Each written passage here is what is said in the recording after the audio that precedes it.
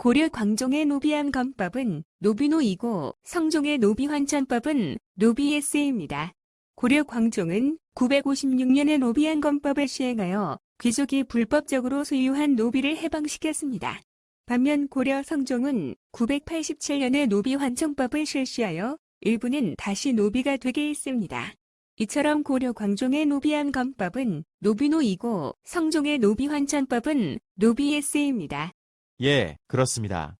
고려 광종의 노비안검법은 노비노이고 성종의 노비완천법은 노비예스입니다. 고려 광종은 956년에 노비안검법을 시행하여 귀족이 불법적으로 소유한 노비를 해방시켰습니다. 반면 고려 성종은 987년에 노비환천법을 실시하여 일부는 다시 노비가 되게 했습니다. 이처럼 고려 광종의 노비안검법은 노비노이고 성종의 노비완천법은 노비예스입니다. 고려 광종의 노비암검법은 노비노이고 성종의 노비환천법은 노비예스입니다. 고려 광종은 956년에 노비암검법을 시행하여 귀족이 불법적으로 소유한 노비를 해방시켰습니다. 노비암검법은 고려 광종 때 호족 세력을 누르고 왕권을 강화하기 위해 본래 양인이었다가 노비가 된 사람을 안검하여 방량하게 한 정책입니다.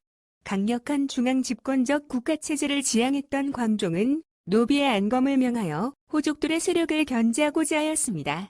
반면 고려 성종은 987년에 노비환청법을 실시하여 일부는 다시 노비가 되게 했습니다.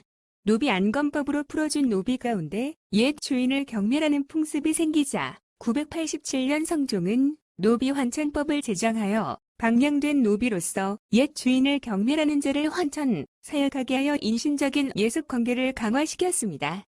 이처럼 고려 광종의 노비암검법은 노비노이고 성종의 노비환천법은 노비예스입니다. 예, 그렇습니다. 고려 광종의 노비안검법은 노비노이고 성종의 노비완천법은 노비예스입니다. 고려 광종은 956년에 노비안검법을 시행하여 귀족이 불법적으로 소유한 노비를 해방시켰습니다. 노비안검법은 고려 광종 때 호족 세력을 누르고 왕권을 강화하기 위해 본래 양인이었다가 노비가 된 사람을 안검하여 방량하게 한 정책입니다.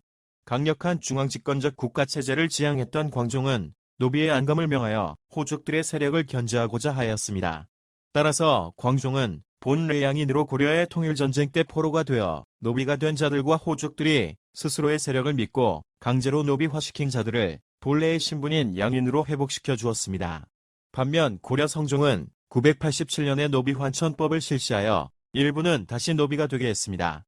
노비안검법으로 풀어준 노비 가운데 옛 주인을 경멸하는 풍습이 생기자 982년에 최승로는 글을 올려 노비안검법의 폐단을 지적하고 광종 때에 종령된 노비를 다시 환천할 것을 건의하였습니다.